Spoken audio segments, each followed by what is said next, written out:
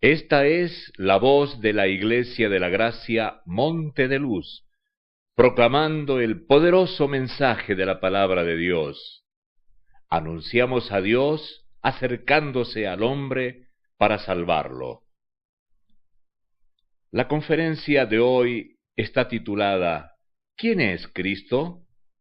Y para ello tomamos el texto que dice: Yo soy la luz del mundo. El que me sigue no andará en tinieblas, sino que tendrá la luz de la vida.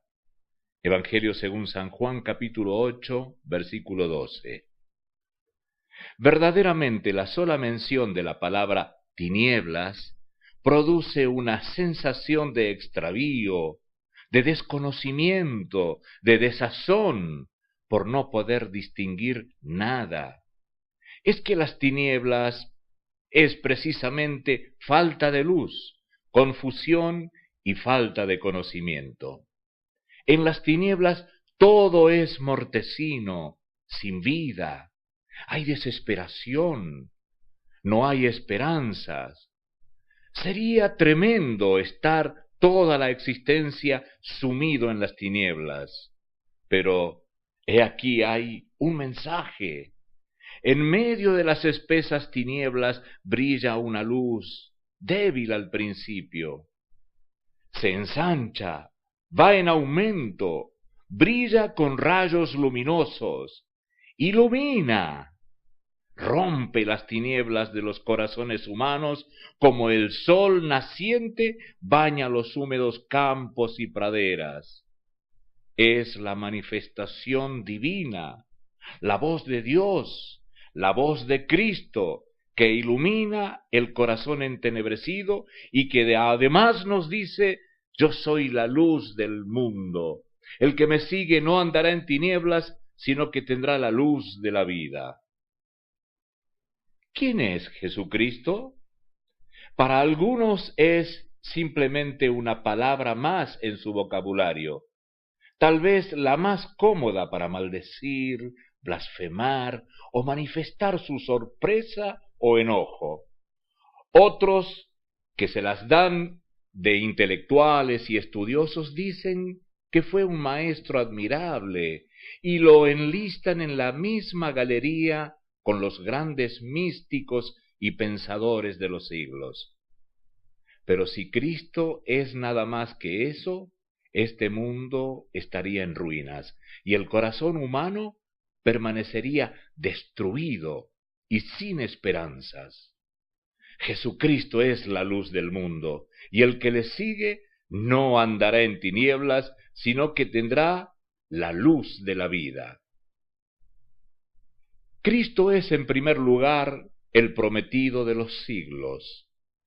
No apareció de repente como un meteoro en los espacios, ni sorpresivamente como ladrón en la noche.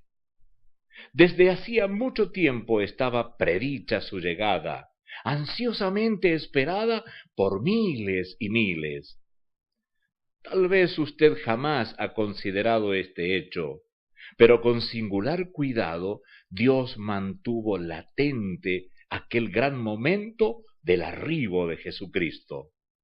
No solamente prometió a principios de la historia un descendiente humano que daría el golpe de gracia al enemigo infernal, sino que gradualmente reveló otros detalles del gran evento.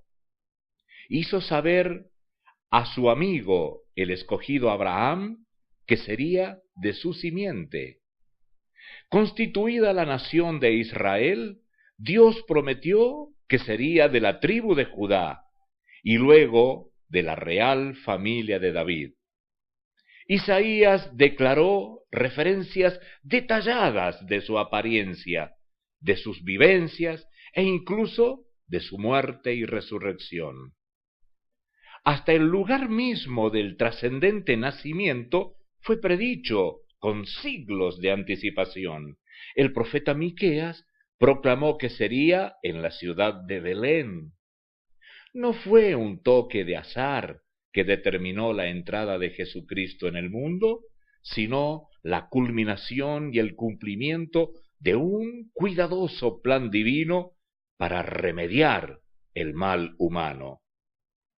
Cuando Jesús se le reconoció de inmediato por muchos el Mesías prometido. Su nombre es Jesús. El mandato a José fue: llamarás su nombre Jesús. Jesús significa Salvador. Usted sabe que los nombres bíblicos son de un profundo significado.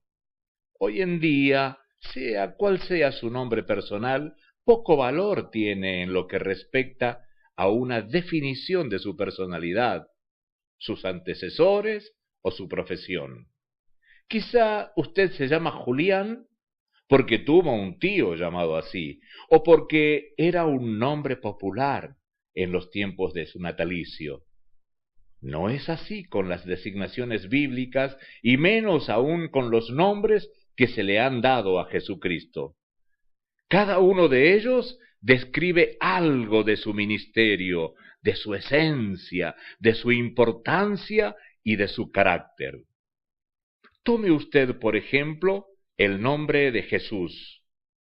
En los idiomas originales de la Biblia significa Salvador. Y ese fue el nombre que el ángel del cielo le dio al Hijo de Dios, porque afirmó: Él salvará a su pueblo de sus pecados. Pecadores del mundo, en Cristo tienen ustedes salvación, perdón de pecados y liberación total del pesado yugo que los agobia. Su vida entera, sus sufrimientos, su muerte en aquella cruz y su resurrección gloriosa atestiguan el carácter redentor de este personaje único. Su nombre es Jesús. Otro de los nombres que se le designan a Jesús es Cristo, que junto con el anterior forman el compuesto Jesucristo. Cristo es una nomenclatura pletórica de significado. Básicamente, el término significa ungido, lo cual señala que tenía una misión encomendada específicamente por Dios. En los tiempos antiguos, la unción era considerada como un requisito indispensable para que un hombre desempeñara las funciones de rey, o de profeta, o de sacerdote. Cristo fue el ungido de Dios. Fue enviado por Dios con la específica misión de ser el eterno Rey de su pueblo redimido, su único profeta e inmortal sacerdote. Ese nombre lo acredita como embajador con plenos poderes, descendido del cielo para llevar al hombre al estrado mismo de Dios. Un tercer nombre con el que se designa es, pues, Señor, porque Él es atribuido dueño soberano de todas las cosas. Usted habrá oído quizás el nombre de Cristo como Señor. Esta es una magnífica descripción de su posición elevada en el concierto del universo. Él es dueño soberano y digno de alabanza desde un extremo de la tierra al otro. Su triunfo estupendo contra las fuerzas del mal, su victoria indiscutible ante la muerte y el sepulcro, le dieron el derecho inalienable de ser soberano, rey de reyes y señor de señores. Aún los monarcas más grandes de la tierra doblarán un día sus rodillas ante el Señor Jesucristo. Hay otros dos nombres de Cristo en las Escrituras que conviene recordar: Hijo de Dios e Hijo del Hombre.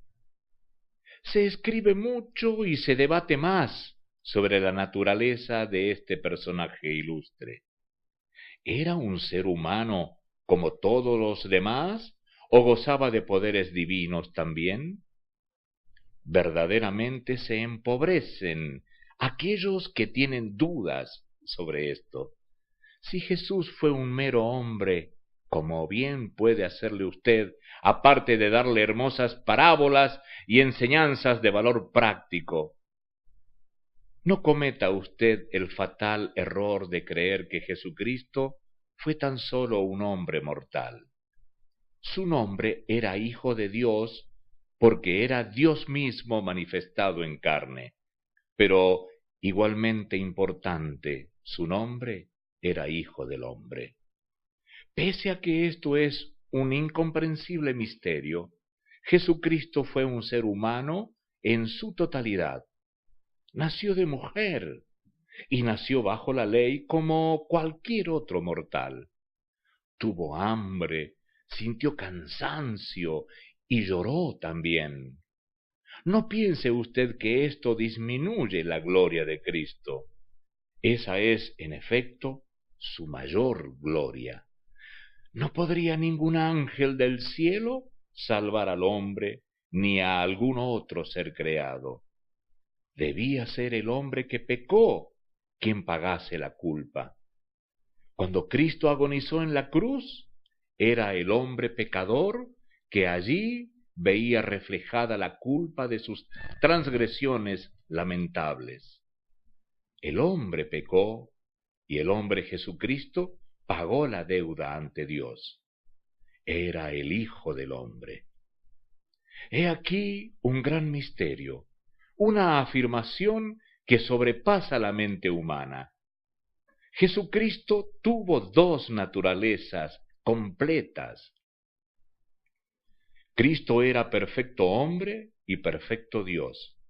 Era indispensable que fuese Dios para soportar el inmenso peso de la culpa de los millones y millones de personas que formarían su pueblo redimido.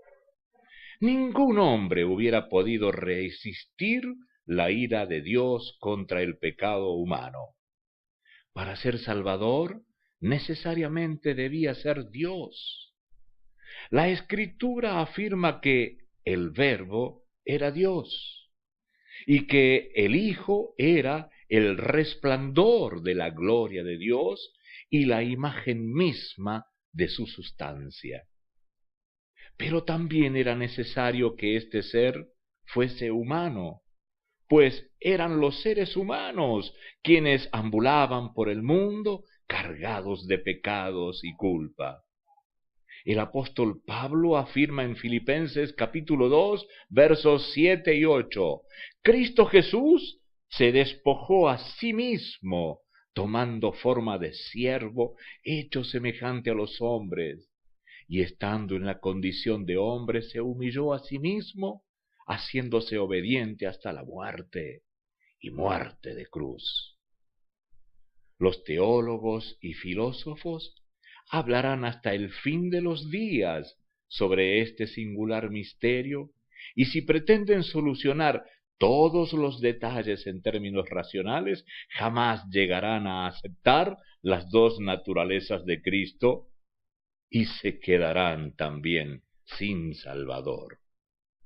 Todo esfuerzo humano por dar una explicación meramente racional a este gran misterio de las dos naturalezas de Jesús está destinado a estrellarse contra las rocas de la frustración. Nadie puede comprender cómo Cristo fue dueño de dos naturalezas.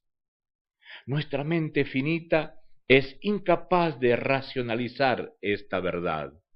Nadie puede descifrarla, y si alguien quiere resolverla, tendrá que esperar hasta llegar al cielo para hacerlo. Pero una cosa sí es muy cierta. Jesucristo es el único Salvador. Él es la luz del mundo, y todo el que le sigue no andará en tinieblas, sino que tendrá la luz de la vida. Él es su única esperanza. Solo Cristo salva. Las Escrituras registran estas palabras: yo soy la luz del mundo. El que me sigue no andará en tinieblas, sino que tendrá la luz de la vida. ¿Quién dijo estas palabras? Fue el Señor Jesucristo. Él es esa maravillosa luz, la única que puede iluminar su vida y despejar sus tinieblas, y no sólo despejarlas, sino que la poderosa luz de su presencia deshará esas tinieblas, pues ellas no pueden prevalecer ante tan magnífica luz. No desoiga su voz. Él es su única esperanza. Solo Cristo salva.